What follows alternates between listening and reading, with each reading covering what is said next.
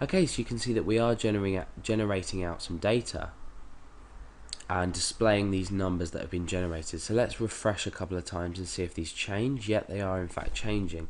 Now let's have a look at the width of the image. So the width of the image is a bit off, it's way too big, so we need to decrease it by about half. So let's go ahead and do that. So there's not really going to be much changes to be made, so let's change that to 100 and come in and refresh.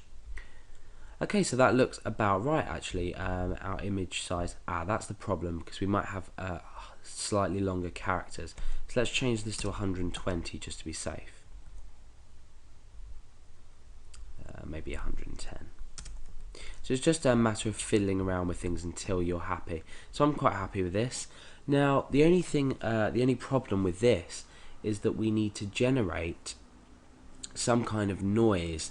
We need to generate something that masks these letters and is still readable by humans but might not be readable by a computer.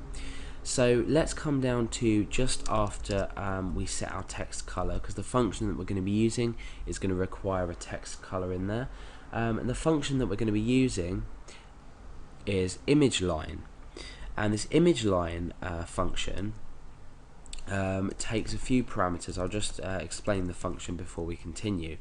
The first one is the image that we're working with. The second one is we need to specify x1 and y1 and x2 and y2, and then the text color. So we've already got this variable defined here. So this, even though it says text color, we're creating the lines to be black as well. This is exactly the same. So these are just the coordinates that we're creating that at. So we want to do something. We want to create coordinates that are completely random, so they're going to be splashed across our image. So how can we do this? Well, I'm going to create a for loop for this, and we're going to loop a specific amount of times, and we're going to generate 4 variables, which is x1, x2, y1 and y2.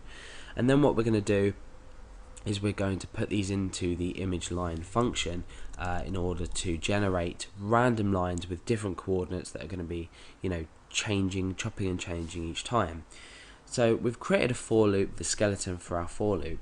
We're going to set the variable first of all, which is x equal to 1, and then I'm going to say while x is smaller than or equal to, let's give it a value of about 30 for now. What this means is 30 lines are going to be generated, because we're going to run this image line function inside our for loop. So 30 lines are going to be generated. Remember, we need to increment our x value each time. So essentially what this does is it's going to loop 30 times. This loop's going to loop 30 times. So for each 30 times that we loop, we want to create a variable x1, y1, x2, and y2, and these are going to be equal to a random value. Okay, so we need a random value for each one of these. So again, we can make use of our rand function as we did in here, but this time we're going to be generating a number with a lower limit of 1 and an upper limit of 100. So we can do that for each one. I mean, again, you feel free to chop and change with these. You can mess around with values depending on what kind of output you're looking for, but for now this is going to generate a number between 1 and 100. And now down here we can apply that to our image line function. So remember, I said the first parameter is image, which is the image we're working with at the moment, and then we're taking in x1, and then we need to take in x2, or y1, sorry. And then, I mean, it doesn't really matter in the order that you put them in, but I'm just adhering to the order in which this function takes parameters. So the last one we need to put in is y2, and then obviously, like I said before, we need to define a color for these lines. So you can feel free to choose your own colors, but I'm just going to be creating this black because I feel it merges with the font a lot better. And this means that it's going to be a bit harder to read. So we're inside our image, we're creating a line, so we're using the image line function in these coordinates, which are totally random, so it's going to splash them across our image, and we're creating it in black. So now let's go back and preview our image and see what it looks like. Okay, so great, what we're doing now is we're generating our random lines.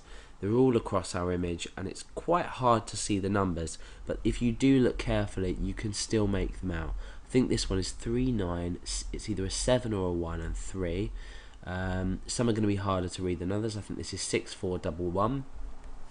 So the point of this is it's still human readable, but by a computer standards it might be quite hard to read this because we've got these lines going across. Okay, so what are we going to do next? Well, we've generated everything here. Now what I want to do is just echo out on this page. We're going to come down here under our image, and let's put a line break on the end of our image so we keep everything neat and tidy. I'm going to echo out the secure session just to make sure that each time it matches what we have in our image. So let's refresh. Now we've got 8756 here. This looks like 875 and a 6 to me. We've got 9125 here, so we've got 9125, that looks about right, and 2379. So you understand the point of this is that we're just making sure that they match every time.